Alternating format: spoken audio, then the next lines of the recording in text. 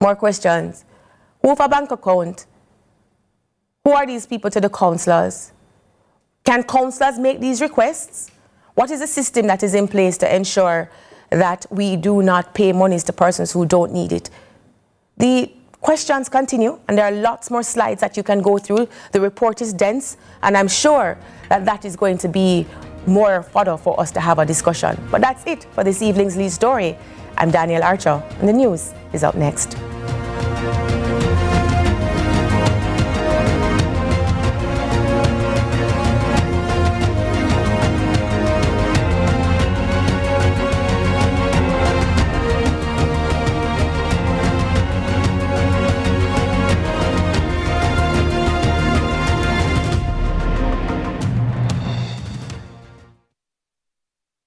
No more fear of missing out. CVM TV News is on YouTube. Get up-to-date news, sports, and business content at CVM TV News anytime, anywhere. Subscribe now to CVM TV News to see it happen.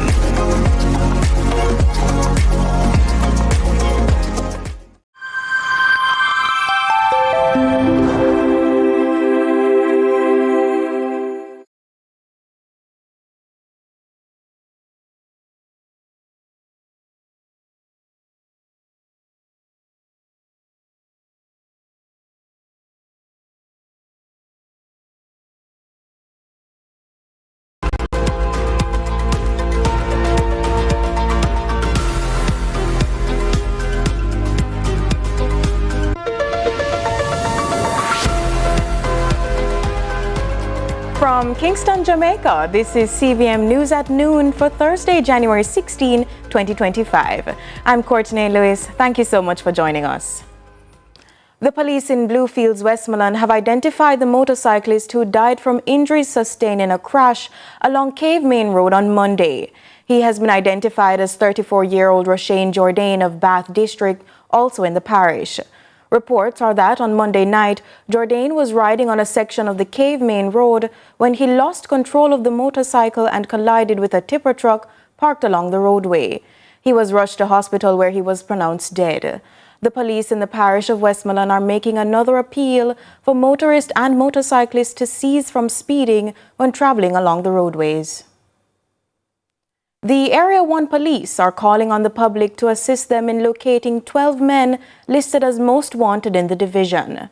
From Trelawney, wanted are Rio Rochester, Akeem Frame, otherwise called Chubby, and Akeem DeAndrew Campbell. From St. James, Amoy Romain Largy, Shaquille Nathaniel Brown, Keston Bertrand, otherwise called Cass, Akeem Fraser, otherwise called Blacks, Mikhail Wright, otherwise called Miguel, Leon Brown, otherwise called Prezi. From Hanover, Delano Leslie, otherwise called Crazy, Ricardo Palmer, otherwise called Richie, and Nicholas Stevens. Head of the Criminal Investigations Division for Area 1, Deputy Superintendent Cordia Ashley, is asking citizens to share any information they have on the men. Area 1 CIB did relatively well last year in clearing a significant percentage of the murders and serious and violent crimes that were reported to us. We want to continue in this regard, and as a result, I'm appealing to members of the public to help us to find 12 men who are wanted for serious and violent crimes. These crimes range from murders, shootings, and robberies. Remember that harboring a criminal is an offense. Therefore, if you see these persons, there are several avenues that you can reach the police: Crime Stop 311 or the regular 911 route. The People's National Party, the PNP, officially presented its proposed candidate for the Kingston Central constituency, retired Senior Superintendent of Police Steve McGregor, during an event last night. This announcement comes in the wake of controversy surrounding the seat, particularly following the removal of former caretaker Lawrence Rowe to make way for McGregor. In response to his selection, McGregor compared this political transition to a relay race. The team that qualified the relay to the finals is not normally the team that runs in the final. All follow me up. But guess what? Just when the team win the finals, everybody and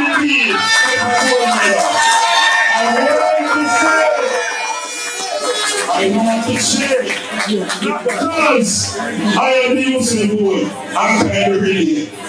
When we get that medal, there's a medal for everyone. So you come. McGregor expressed intentions to reach out to Rowe with hopes of reconciling their differences. Rowe has been vocal about his discontent regarding his removal from the candidacy on social media platforms. The PNP said that its Integrity Commission did not approve Rowe as the party's standard bearer.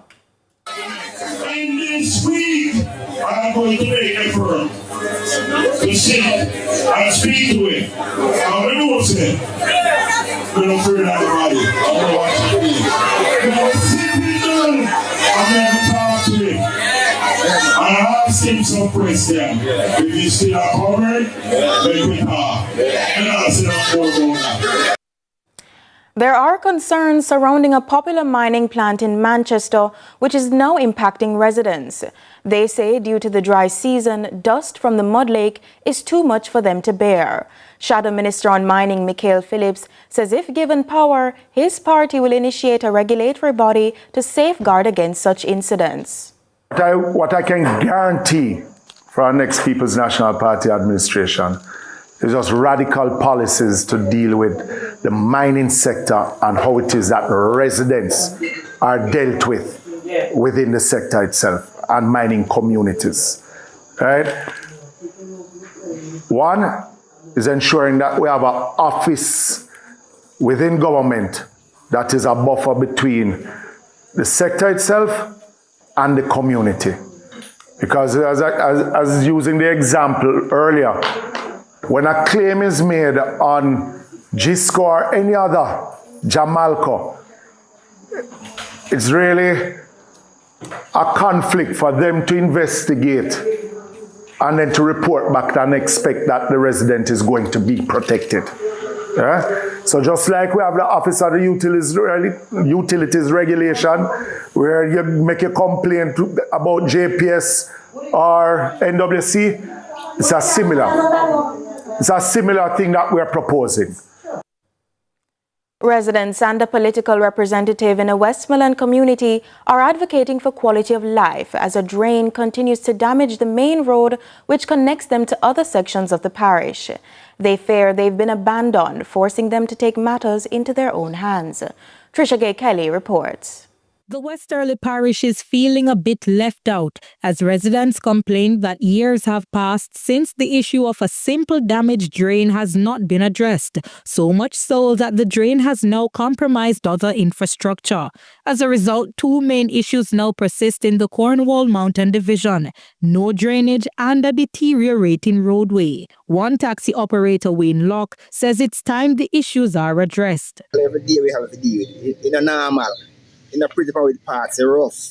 You know, every minute you have to go on a mechanic, parts for front end, everything shake up. It's dangerous, man. This is going like about 25, about 30 years now, this road. No fits and something. Because we need more lighting on the road because it's dark and there's something there. You know?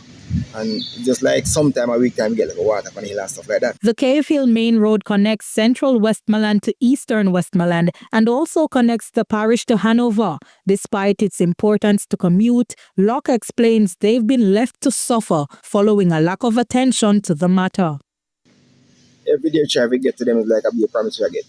Be a promise. As I said, so like a patching out and we go through sometime and patching out. We have a big man that come through more time and help with some cement and stuff like that. So, but otherwise, nothing more, I just talk. We get the passenger, but then we can't carry them out of the road like we carry because we can't manage the load in the road. You know, so you actually lose money like that. The damaged drain has left main pipelines exposed, which they believe may also contribute to a lack of water in the area. Yet another concern for residents. People's National Party candidate for the division, Abigail Malcolm, is calling on the government to tackle the problem. This is where the drain is supposed to be, but as you can see, the road has broken away due to water taking other channels because the drain is no longer there. And I think it's time for the relevant authorities to step in and fix this road, because trust me, if the taxi man used to charge $100, I'm charging $300. The fares are triple to come up this hill. Additionally, Malcolm says it's even worse for residents since the resources are already limited.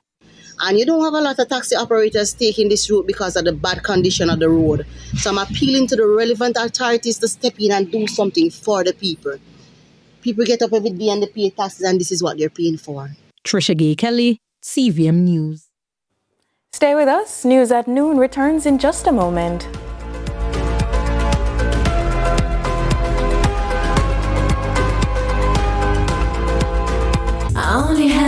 Make yourself comfortable in authentic Hanes underwear. Nothing beats the never out of style ultra soft 100% premium cotton Hanes underwear. Hanes Comfort Fit V, crew neck and A-shirts, absorbent Hanes socks, Comfort Flex Hanes boxer briefs for men, and stylish itch-free Hanes underwear for women and kids. Make yourself comfortable this holiday season, inside, out, and underneath with Hanes underwear for that cool all-day comfort everyone deserves. I only have Hanes for you. We needed to raise capital, but our experience with local financial institutions was that they were cautious and slow to act, and interest rates were far too high. We had real concerns about financing our business through outside equity investors and the possibility of interference. Could we get a fair valuation for our business? We had our own ideas about the business and its value. Should I go the traditional route of bank financing, or should I try the Jamaica Stock Exchange? So we made a call and experienced transformation of our business through conversations. I'm John Mafood, CEO of Jamaican Teas, and we're listed on the Jamaica Stock Exchange. Give us a call today at 876-967-3271 to begin your transformation through conversation. We want to see your company listed on the Jamaica Stock Exchange. Need to pass your CSEC CAPE exams to get that dream job or to qualify for university? Then Distinction College is the school for you. We have locations in Kingston, Spanish Town, St. Elizabeth, and Ocho Rios. Start day, evening, and Saturday classes this coming term and sit CSEC CAPE exams for January's resit or May-June. Maths, law, science, English. We have the lowest school fees. Register before the end of the month and win an entire term free. Call us at 354-8560. Where the difference is made. Where titles are decided. Where respect is earned. Excel here and you could go down in history. It's the final third. CVM TV's weekly JPL preview show every Sunday, starting 30 minutes before our live broadcast. Get insight, analysis, and hear from your favorite players weekly, just before we bring you our feature broadcast for the day. Move from defense to attack and join us in the final third. This and every Sunday until the end of the JPL season.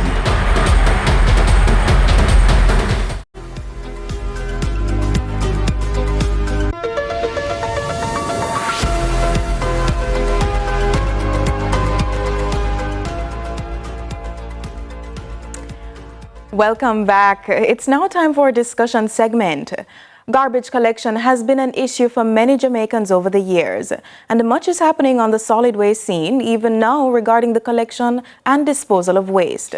Joining us to give us an update on the agency's operations is Executive Director for the National Solid Waste Management Authority, NSWMA, Audley Gordon. Welcome, sir. Thanks for having me. So, tell us, what are the latest achievements of the NSWMA? Well, in terms of the Corporate Governance Award that was recently held, we won 4 awards there, which is in itself phenomenal in that a lot of public entities don't even enter the competition, let alone to win an award. So we are very grateful for that. But the public is a little distance from that. They would rather me talk about what's happening in their community.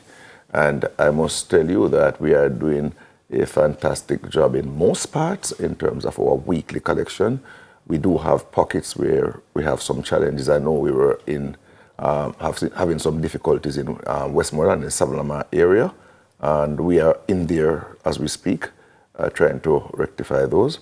And there are some other news coming out about people who want to do sweeping work with us, and whether there should be qualification attached to those kinds of job and all that. So we have managed to clear that up and to make it abundantly clear that we will not turn you back if you want to do a sweeping job because you can't read and write. But what we actually do is encourage you to kind of upskill yourself. It's good for you. It's encouragement to bring you into a better place, to be a better version of yourself.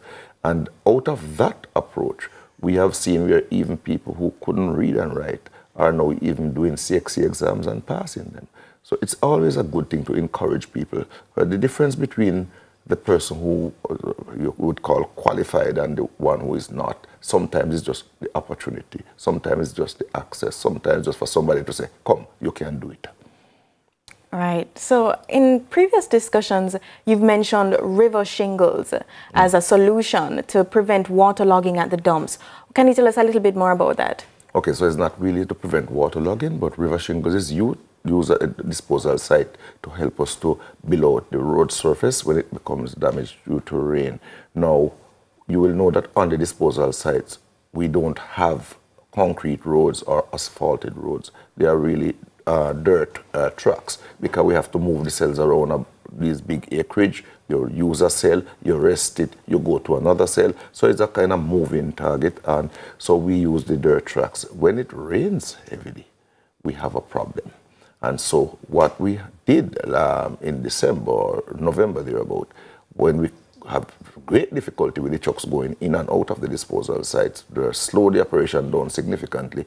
We actually had to engage contractors to bring in river shingle so that we could get a drivable surface for the trucks. And that helped us significantly as we approach the Christmas season. You know, in Christmas there's so much more garbage to take up, and we were able to get the operation pretty much running. I wouldn't say smoothly, but far better than it was because we get the river shingles in.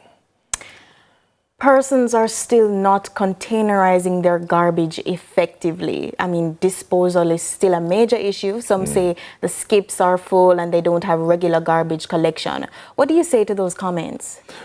Now, a high percentage of our people, and I must commend them, are properly containerizing their garbage. You pass their gate, you will see the garbage properly bagged up or in a box or a barrel or whatever, but they have some form of container and they properly containerize their garbage. I want to commend those people because that's how we do an efficient job when the garbage is properly containerized. When you pass the other places and you see the garbage scattered all about, we now have to do a double job because we have to not only show up to take up, but we have to rake it up and pack it up, and that delays the operation significantly and is a very costly affair. We must appeal to people. We continue to beg, to plead, to say to people, properly containerize your garbage. This is the way you help us to serve you better. So the old church disposal site in St. Thomas, some are calling for that site to be discontinued. Are there any plans to do that? And what of the livelihood of people who probably work at the dump? So Church Corner disposal site is a problem because where it's located. We inherited that site, is there for years. We have already purchased land to have the site relocated. However, in the interim, because these things are huge expenditures which have to be properly planned for, but in the interim, what we are doing, we are moving off some of the garbage, and that operations have actually started. I visited the site myself a week ago, and I had to call the board and call the permanent secretary. We agreed instant that we have to start moving some of the garbage to Riverton, and that operation have already started to cut it down to where we can have more access and can manage it better. So that is really a problem site in terms of where it's located. It has the community of St. Thomas, the parish, has outgrown that disposal facility, and we are taking steps to not only correct what is there now so that we can continue to use it until such time as we can move, but we have also gone ahead and do purchase for a new site. Now, in terms of people that pick on our disposal site, those pickers and so on, they are always a part of the conversation. They are not formal workers of the NSWMA, but they do earn a livelihood there, and we can't ignore that. They come each day and they sort through the garbage and they pick stuff. And it's not a problem in Jamaica only. We try to work out with them an arrangement that allows them to survive without creating conflicts for what we are trying to do in terms of managing a disposal site. I know it's not the ideal situation, but right now, that is the least of our problem, quite frankly. So last year, you did have some formalization of workers, some contract signings. How do we formalize the people who make a livelihood off of our dump sites, whether it be Riverton or the Church Corner site? How do we get them formalized and into the system for the NS?